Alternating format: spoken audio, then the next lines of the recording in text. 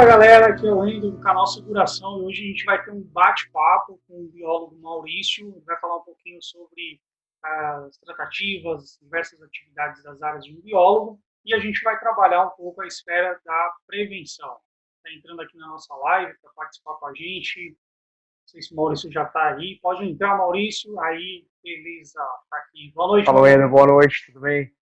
tudo bom? É um prazer ter você aqui na live. Hoje a gente vai falar um pouquinho aí da esfera do campo do biólogo, das atividades de biologia e trabalhar um pouquinho no campo da prevenção, beleza? Legal, Wendel, eu que agradeço aí pelo convite. Valeu.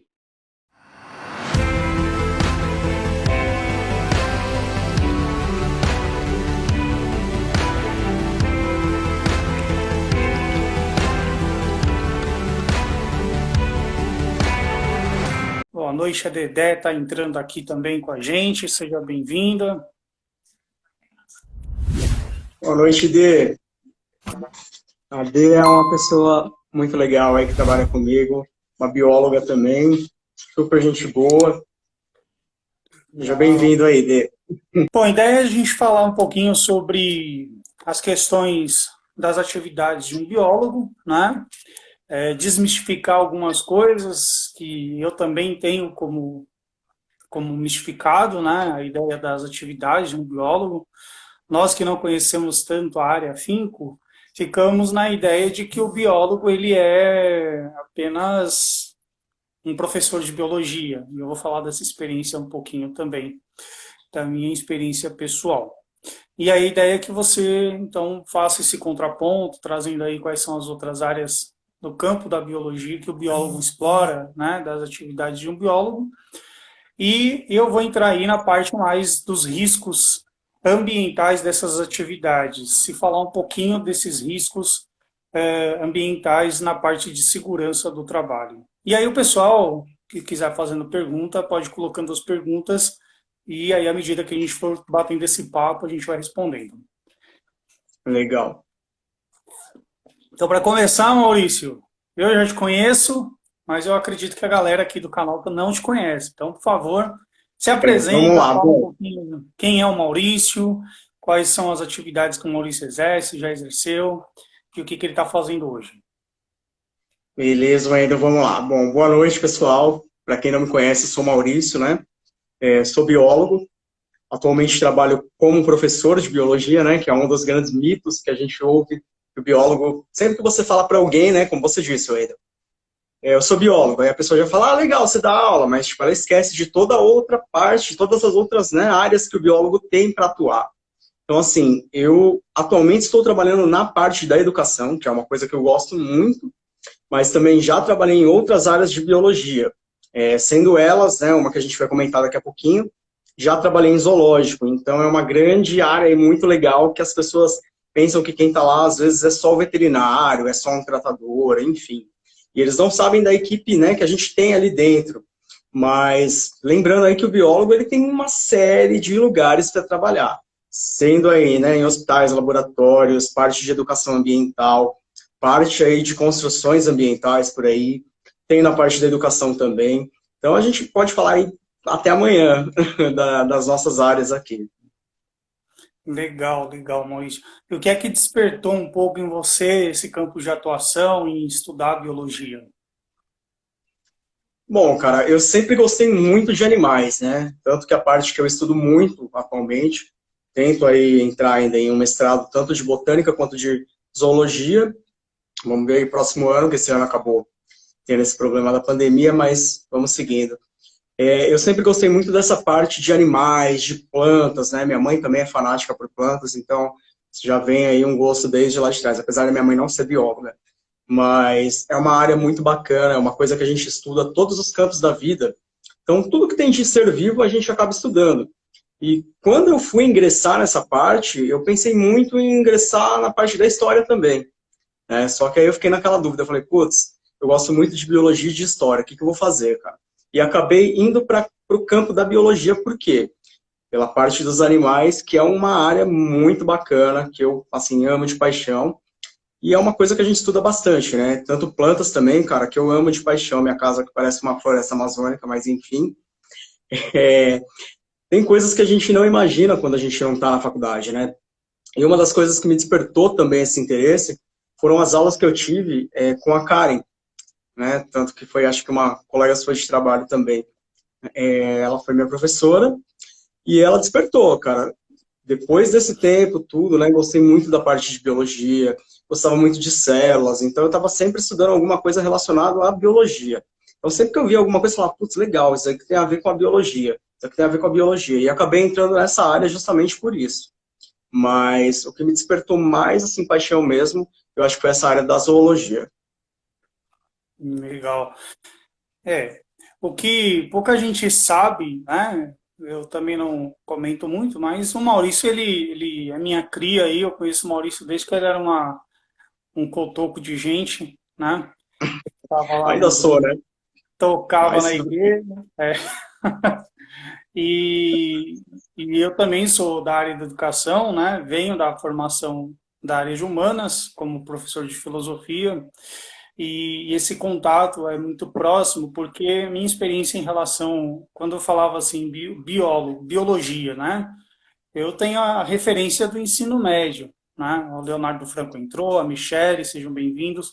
Então, eu tenho a referência com o meu ensino médio. E aí eu restringo o meu conhecimento na área de biologia justamente na ideia de que trabalhar com biologia é para dar aula, para falar de seres vivos, né? Falar de, sei lá, cromossomos, para falar de DNA.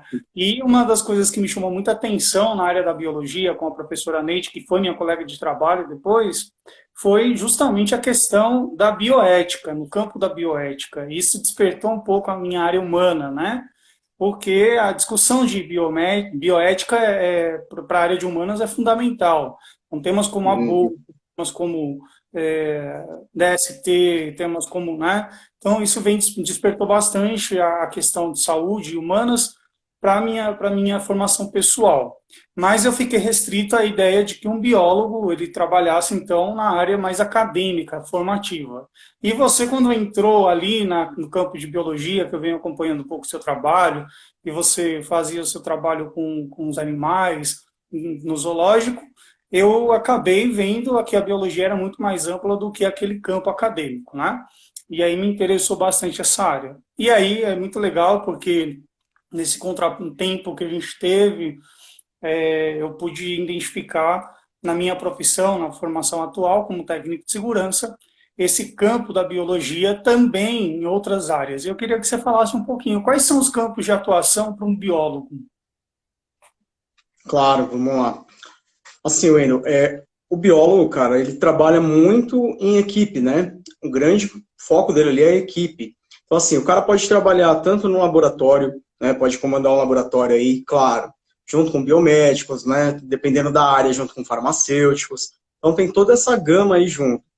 Fora isso, o cara pode trabalhar na parte ambiental. Parte ambiental, cara, óbvio também. Engenheiro ambiental, engenheiro agrônomo, né? Tem a parte ali da técnica, dos técnicos de segurança do trabalho também, né? O pessoal que entra em engenharia no geral. Fora isso, cara, tem parte de botânica. O cara também estuda botânica. Ele vai, o que que é isso, né? Ele vai estudar todos os tipos de planta que a gente tem por aí. O cara pode estudar na parte de água, né? Na parte ali de biologia marinha. Ele pode estudar mares, rios. Tudo isso daí é da formação do biólogo também. Pode trabalhar também na parte de zoologia, né? Identificando animais, cuidando do habitat deles, vendo aonde, por exemplo, no trabalho de zoológicos ali, o biólogo está ali para muita coisa, né? Claro que a gente não tem o cuidado cirúrgico do animal, porque isso cabe ao médico veterinário, mas a gente atua em conjunto com ele. Então, o que a gente faz? Contenção de animal, ver se o animal está bem cuidado, ver se ele está ali precisando de um auxílio na medicação de alguma coisa, né? Na saúde dele, como é que está naquele ambiente, se o recinto que ele fica é apropriado para ele. Então, assim, tem bastante coisa legal que o pessoal não sabe. Geralmente é o que você disse, né? A gente sempre repete isso. Quantas vezes eu já ouvi, o que você faz? Eu sou biólogo. Ah, legal, você dá aula? Então, assim, o cara ficou meio fechado nesse campo de educação. Então, assim, não é só isso, né? E aí a gente tem diversas coisas, tem milhões de palestras por aí que você vai encontrar biólogos falando disso. Mas tem muita área bacana. Se eu não me engano, aí tem quase 200 áreas que o biólogo pode trabalhar. Então, assim, é uma coisa muito grande, muito extensa, né? E dentro disso daí também, complementa aí junto com as outras áreas, como eu te falei. Parte de medicina veterinária, parte de farmacêuticos, biomédicos, engenheiros, advogados. Então tem todo um conjunto. O cara vai construir alguma coisa em um lugar X. Eles precisam, além de toda a parte da engenharia, né, o engenheiro agrônomo, engenheiro civil, enfim, eles precisam também chamar um cara que entenda da biologia do ambiente. O que ele pode desmatar da área, o que ele pode tirar ali, né, do verde, e o que ele vai ter que replantar depois, porque isso muita gente não sabe, né, que essa área que a gente desmata ali, no caso de uma construtora, ela tem que repor essa área. Então, assim, senão seria só tirando, tirando, tirando. Por mais que a gente tenha aí, né, uma cidade totalmente lotada de prédios e construções, a gente também precisa da área verde. Então, esse cara, ele é obrigado a, de alguma forma, né, voltar esse verde que ele retirou daquele local. Eu acho que isso que você acaba de dizer, na área de saúde e segurança do trabalho, antes de mais nada, dar uma boa noite aí para o Fábio Assis, a pessoal do Girassol Aromas, que entrou aí na live também, a minha amiga Julie, né? Então, antes de dar sequência, acho importante isso que você disse, porque quando a gente fala em segurança do trabalho, a gente também trabalha a gestão ambiental, né, das empresas. Então, é legal porque muitas empresas perguntam, mas qual profissional vai fazer uma gestão ambiental? Né? Necessariamente isso. Eu tenho ali, faço um desmatamento, preciso reflorestar, então o que eu preciso colocar nessa região? Não é qualquer árvore, qualquer coisa que eu vou plantar ali, né? Eu tiro uma árvore e vou plantar um pé de cana. Não é isso que o ideal. O ideal é que você coloque o mesmo ambiente que já existia ali, para se manter a natureza, né? Então, Sim, eu acho sim. interessante. Então, se você, tem empresário, tem dúvida em relação à gestão ambiental, você pode buscar o apoio do pessoal dos biólogos, né? Para que eles possam te ajudar nessa questão de reflorestamento, ajustar um pouco a sua questão ambiental dentro da empresa. E aí, entrando já mais no campo de segurança do trabalho, a Brena está entrando, a Brena é uma fisioterapeuta muito, muito conceituada.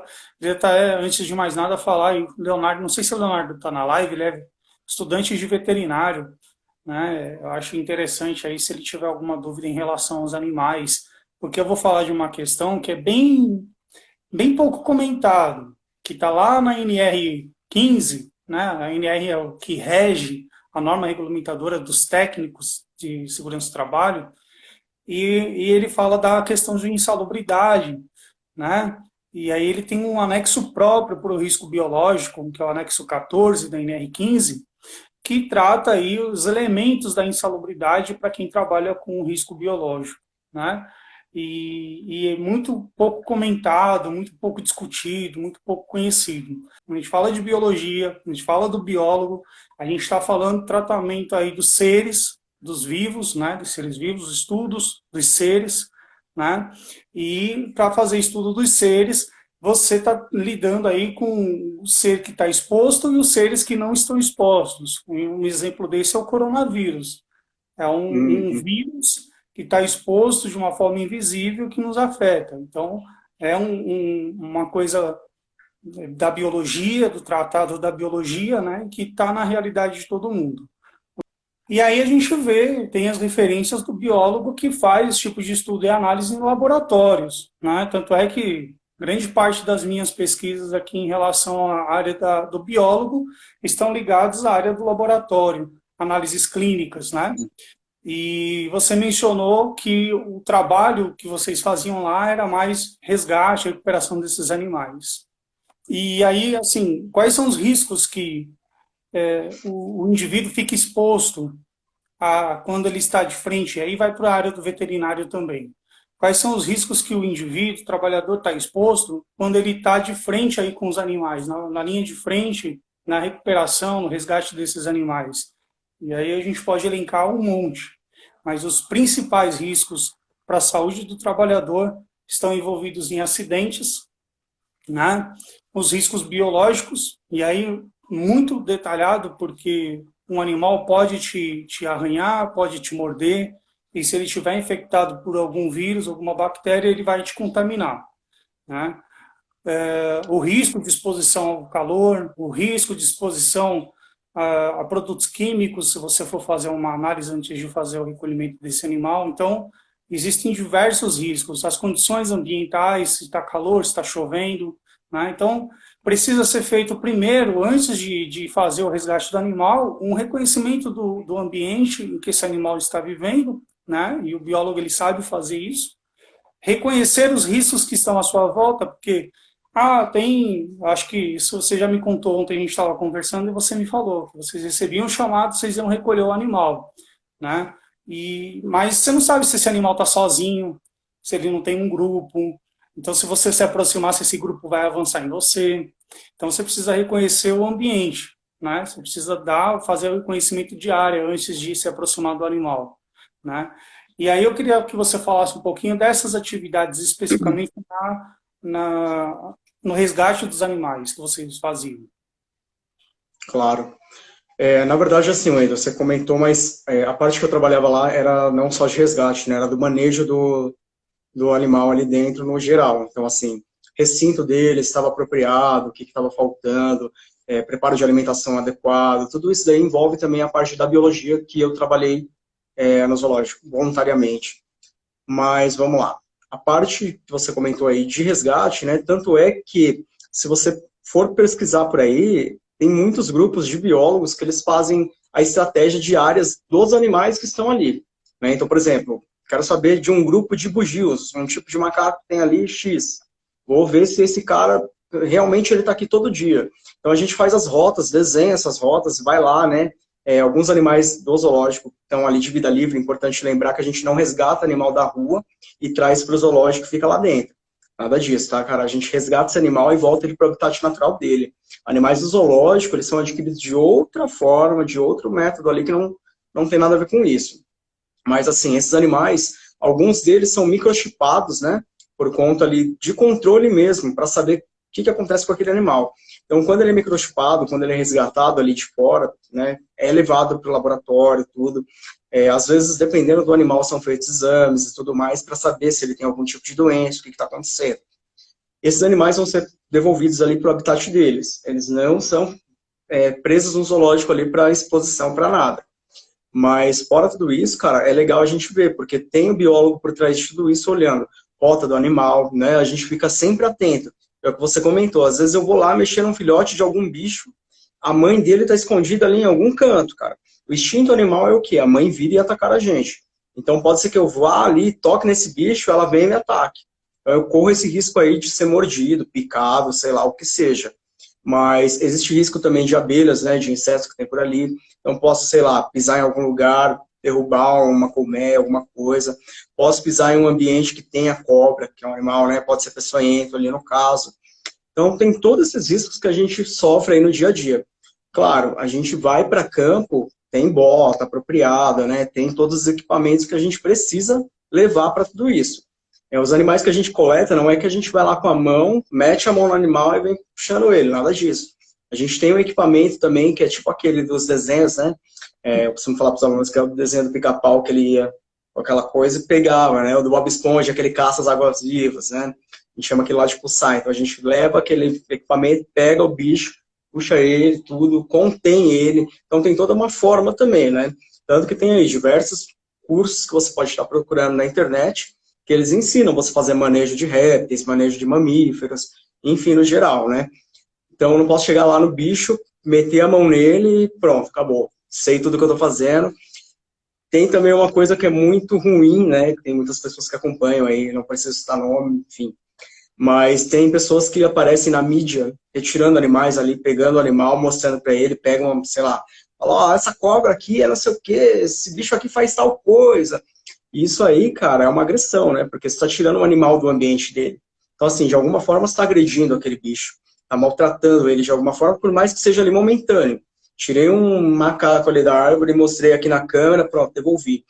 Você já causou um estresse enorme no bicho, cara. Isso daí pode dar um problema enorme pro bicho. Ele pode não ser mais aceito no bando dele. Então tem toda essa área aí que a gente tem que tomar muito cuidado para tocar no animal, para retirar ele do ambiente que ele está, para reinserir ele ali. Então tem toda uma trajetória ali que o biólogo tem que passar. Não só o biólogo. toda a equipe ali, né? Médico veterinário, pessoal da enfermagem veterinária, então tem tudo isso daí. E aí tem outros membros que estão ali junto também. Eu acho importante, né, porque como você citou muito bem, o biólogo ele tem que ter os seus cuidados. O problema dos acidentes no trabalho, e aí eu estou falando em todas as esferas de trabalho, grande parte dos acidentes de trabalho são causados pela autoconfiança, né? Então, às vezes, de repente, o cara se sente o Deus, né, da sua área, que já está há 20 anos na área, que conhece, pensa que conhece muito bem a sua área e tem a confiança de fazer aquilo. E aí vai sem a proteção adequada, vai sem nenhuma medida de prevenção adequada, e aí é onde acontece e mora o perigo. Então, muitos dos acidentes de trabalho que acontecem hoje são causados por conta da autoconfiança do profissional, né? Não fazer análise prévia, não utilização dos EPIs. Na segurança do trabalho, a gente tem 3 medidas a serem adotadas para todos os tipos de trabalho. As administrativas, que são aqueles medidas que vão ser tomadas, por exemplo, fazer uma avaliação prévia é uma medida administrativa. Fazer uma avaliação preliminar dos riscos é uma medida administrativa que eu tomo. Os EPCs, são os equipamentos de proteção coletiva, então eu coloco barreiras, eu instalo barreiras, por exemplo, quando a gente fala da alimentação de um felino, de um animal maior, grande, né, de grande porte, eu faço um tipo de barreira para proteger todos os trabalhadores do contato desse animal, né? Isso é um EPC. E aí, quando não cabe nenhuma medida administrativa ou não cabem os EPCs, a gente entra com os EPIs, né? Então, aí a gente entra com os equipamentos de proteção individual, que são as luvas, as botas, capacetes, né? E todos os equipamentos.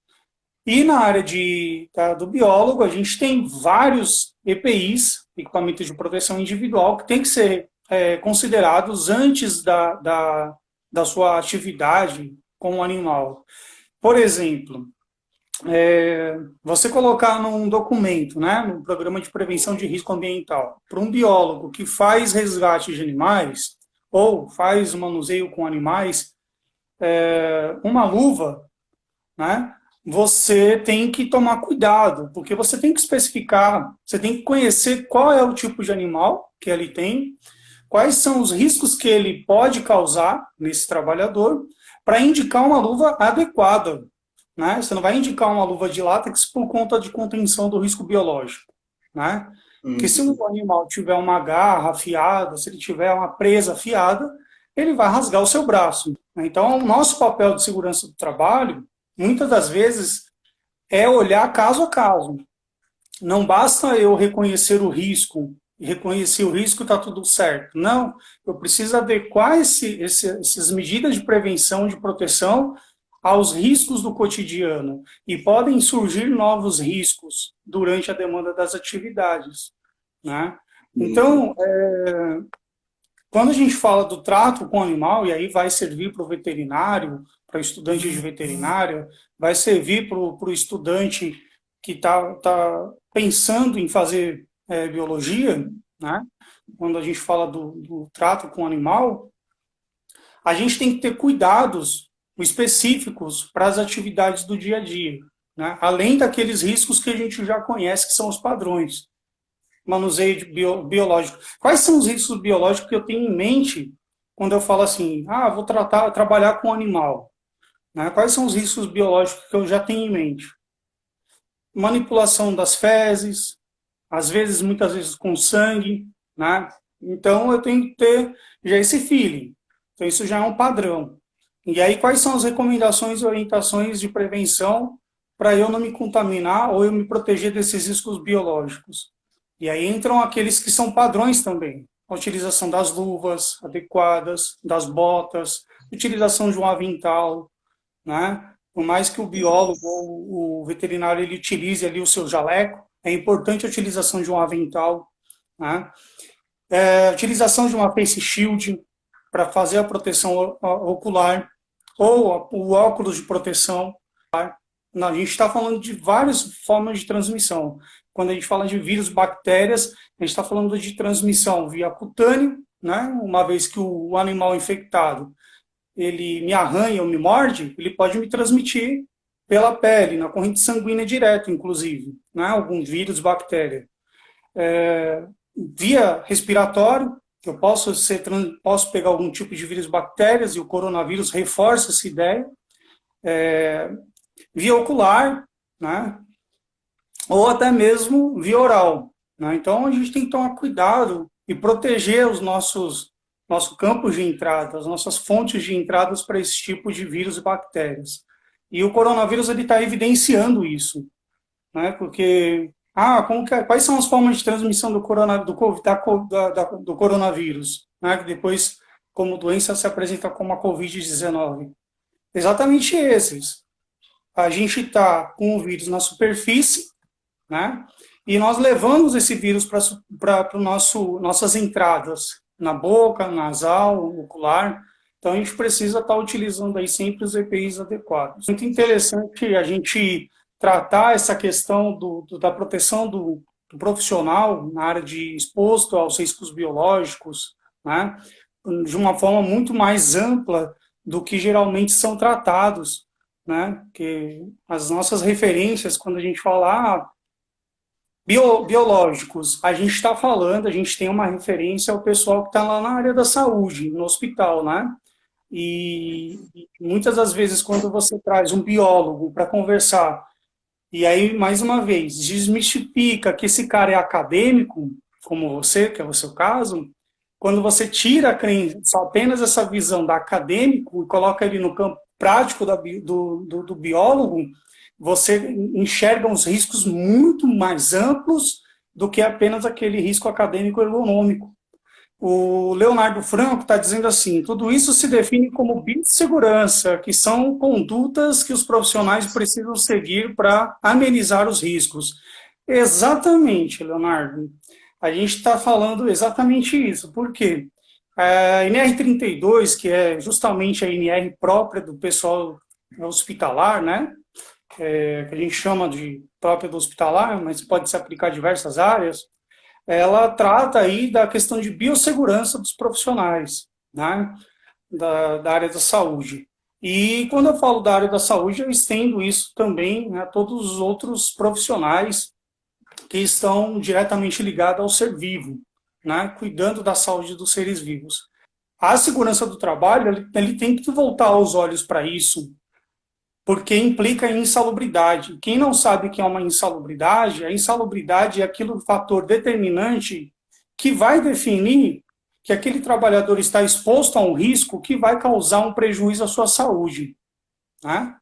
Diferente da periculosidade. Periculosidade, a gente está falando da consciência que o cara tem em assumir o risco de morte, porque o cara está exposto a um perigo. E aí eu falei ontem para você, por exemplo, um animal grande, um leão. Você acha que você está diante de uma insalubridade ou de uma periculosidade? Eu acredito que seja uma periculosidade. Porque você está totalmente exposto a um risco iminente de morte frente ao leão. Você não sabe qual é o temperamento e o comportamento que ele vai ter. Agora, quando você está fazendo a análise da anatomia dele, quando você vai mexendo nas suas vísceras, quando você está mexendo nesse animal para fazer um estudo, aí você volta o olhar à insalubridade, se ele tiver alguma doença infecto-contagiosa. E porque essas doenças elas podem causar aí uma doença no trabalhador, né? Então, a NR15, a norma regulamentadora 15, preconiza aí os graus de insalubridade dependendo da exposição e das atividades desse trabalhador.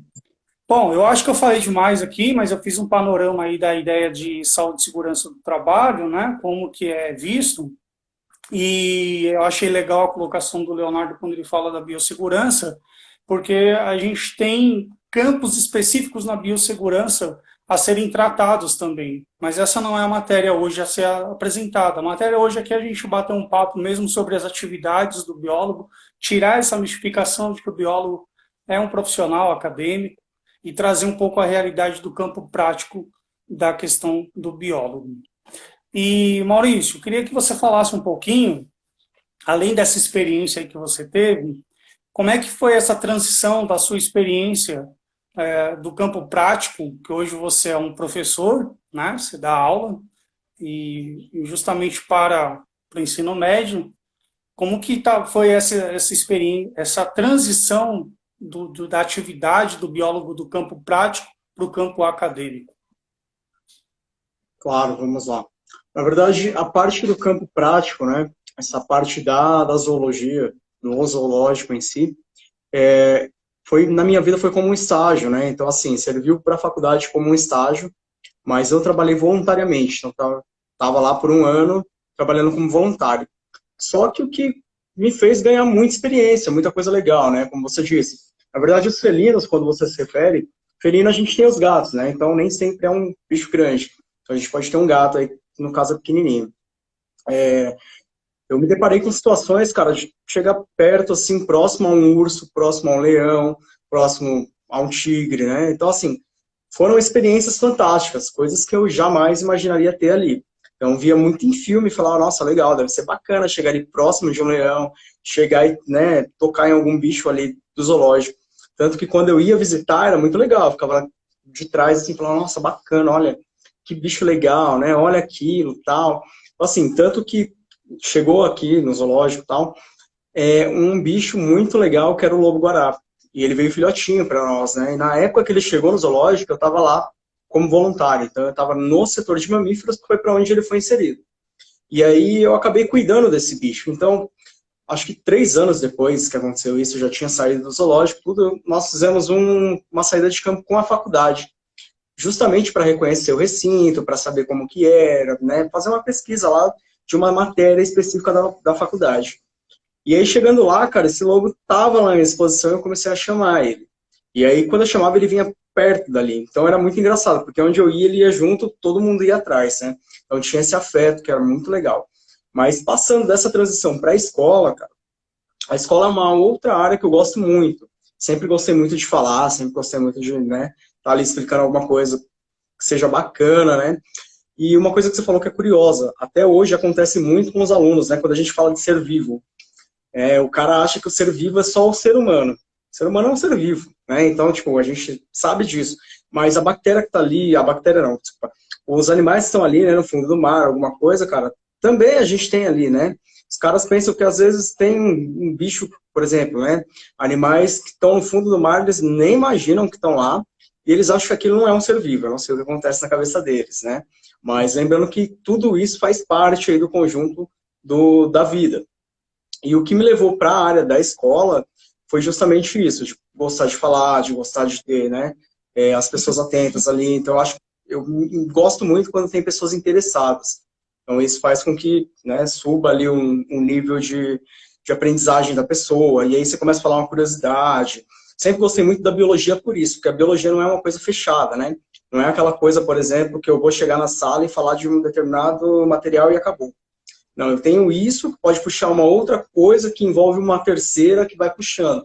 A gente tem essa gama aí de coisas que vão levando, né, até o princípio dela.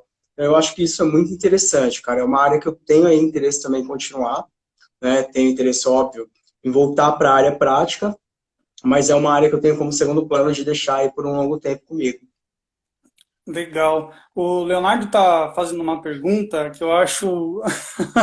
Eu não sei se meu feeling filosófico ele ficou um pouco mais aguçado depois dessa pergunta, mas o Leonardo tem um questionamento muito interessante. Quando encontramos algum animal selvagem em casa que pode ser perigoso, qual seria a melhor conduta para a segurança dos indivíduos da casa e do animal? Né? Porque geralmente a gente vê, eu mesmo vou te falar por experiência, eu vejo um bicho peçonhento, eu vejo aí uma aranha estranha, né, grande aí, peluda e tal, eu vou pensar na minha segurança, tenho medo desse bicho me morder e ir lá pro buraco de 7 palmos. Né? Então eu vou, assim, eu estou falando da mente ignorante, né, falando aí sem o conhecimento da biológico dos animais, mas a minha primeira coisa que eu faria seria pisar, jogar bairro, sei lá, fazer alguma coisa para espantar esse bicho, né? Mas eu sei que existe aí uma... Deus. Eu falei que eu ia ser ignorante, né?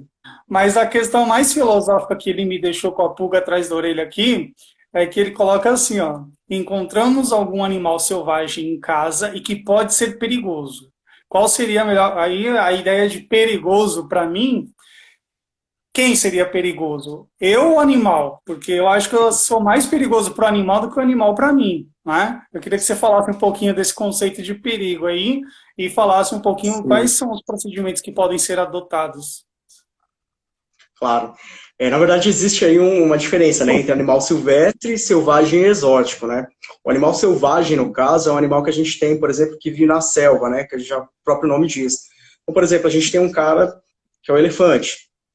Ele é um cara que é domesticado, entre aspas, né, em um ambiente inapropriado completamente, que é o circo, por exemplo. Então, geralmente, se você vê um bicho que está lá, beleza, você viu uma aranha, alguma coisa peçonhenta ali, infelizmente todo mundo pisa nesse bicho, mata, bate a vassoura, taca fogo, enfim, faz diversas coisas. Esse animal, cara, o que a gente deve fazer, claro, o animal só vai atacar a gente se ele se sentir ameaçado, né? Nenhum animal tá andando aqui e vai falar: opa, deixa eu ir lá atacar o cara hoje que eu tô afim. Não gostei, eu já acordei, sei lá, uma aranha, né, fêmea ali vai falar: hoje eu acordei de TPM, vou atacar todo mundo. Não é assim, cara.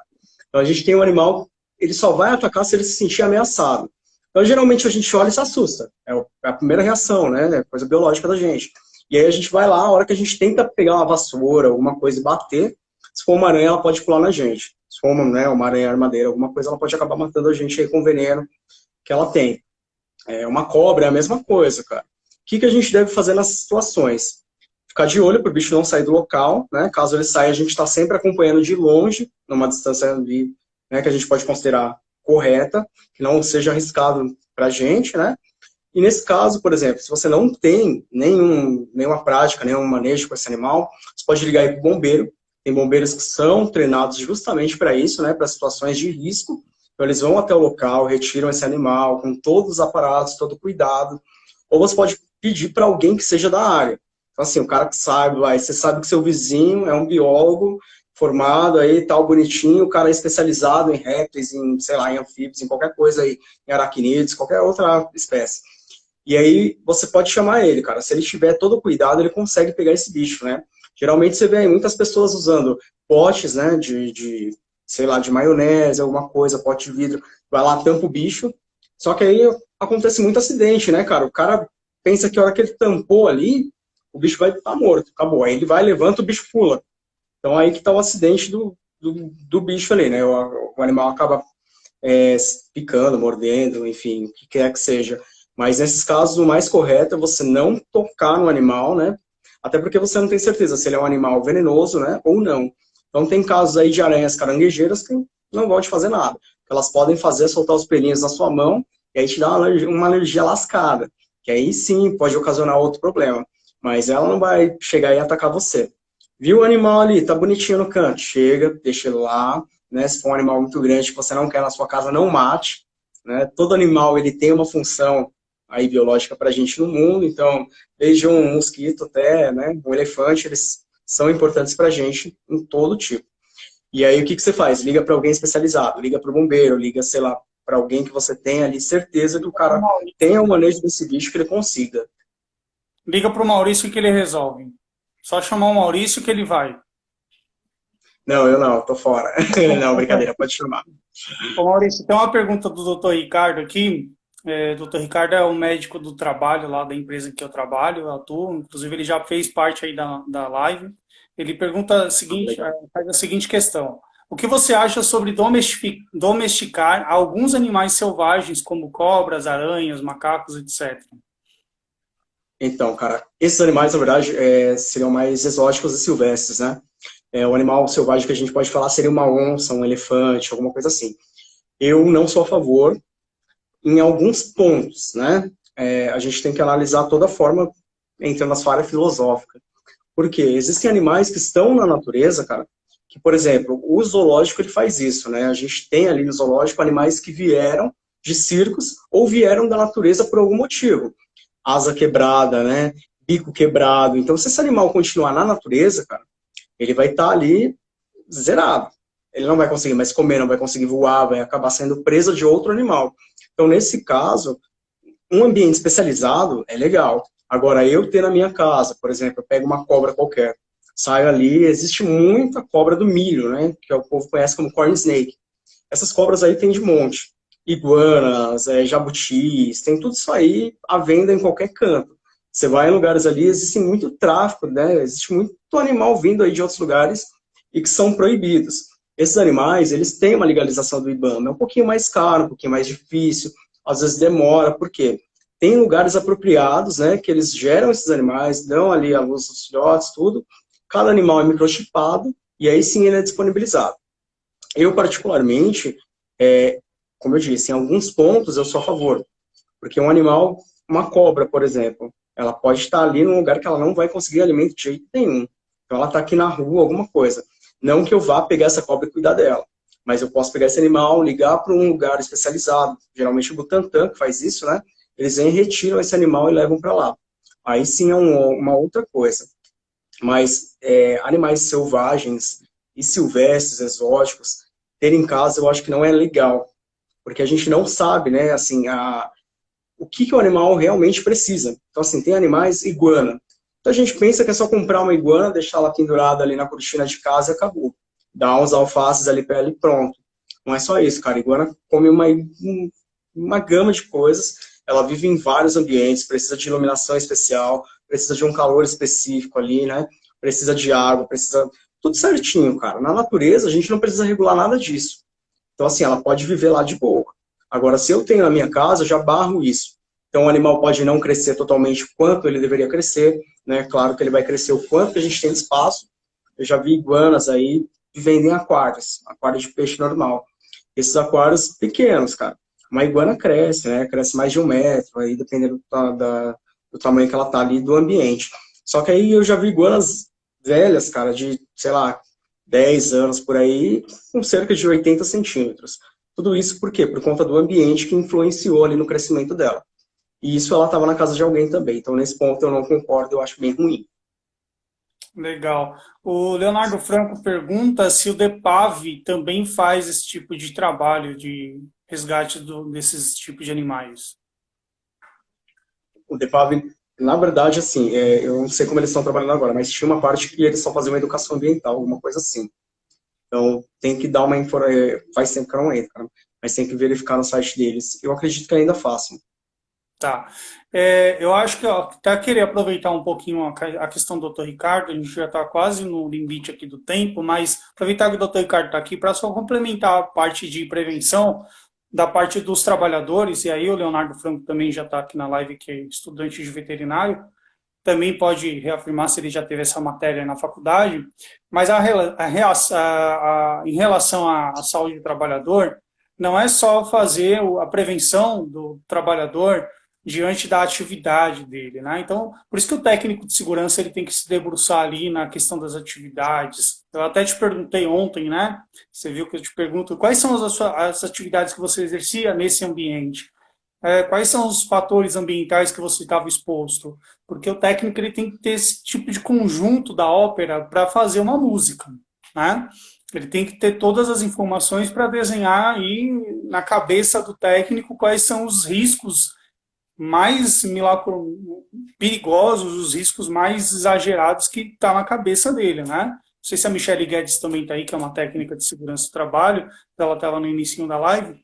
Então, além desse tipo de ter um técnico, o técnico falar sobre a questão dos riscos e tal, e prevenções, quais são as medidas preventivas, além disso, existe uma parte médica por detrás de cada profissional, que a gente chama de medicina ocupacional, que vai, através desses riscos que o trabalhador, que o biólogo, o veterinário, o auxiliar de enfermagem, o enfermeiro estão expostos, ele vai determinar aí quais são os tipos de exames que esse trabalhador vai ter que fazer ao longo da sua vida de trabalho para ser monitorado. A parte de medicina preventiva também é muito importante. Não é só segurança do trabalho, vou colocar um EPI, colocar um IPC, está protegido ali e tal. Não é só isso. Eu preciso fazer um monitoramento da saúde dele. porque ele pode desenvolver, como a gente falou, algumas doenças relacionadas a essas atividades.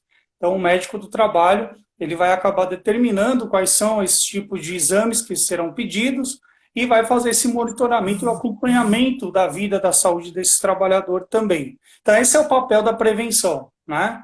Tanto nas áreas biológicas, tanto com o animal, seja laboratorial, né, no laboratório, seja num hospital, seja numa empresa, numa indústria de químico, de, sei lá, a gente pensa numa prevenção em um nível muito amplo, né? A gente não pode focar uma prevenção em uma parte e deixar outra parte desprotegida. Então, o papel do técnico de segurança do trabalho, o papel do engenheiro de segurança do trabalho, o papel do médico de segurança do trabalho, da enfermagem, do auxiliar de enfermagem de segurança do trabalho, ele tem que ser voltado à prevenção, né, minimização e neutralização dos riscos e também monitoramento desses riscos, da saúde do trabalhador e monitoramento dos riscos, tá? Então, de uma forma bem resumida. Então, você que tem uma empresa, você que trabalha, é importante você sempre ouvir, participar das reuniões dentro da empresa de segurança do trabalho, para você estar sempre antenado em quais são as prevenções e medidas que eu posso adotar no meu ambiente, né?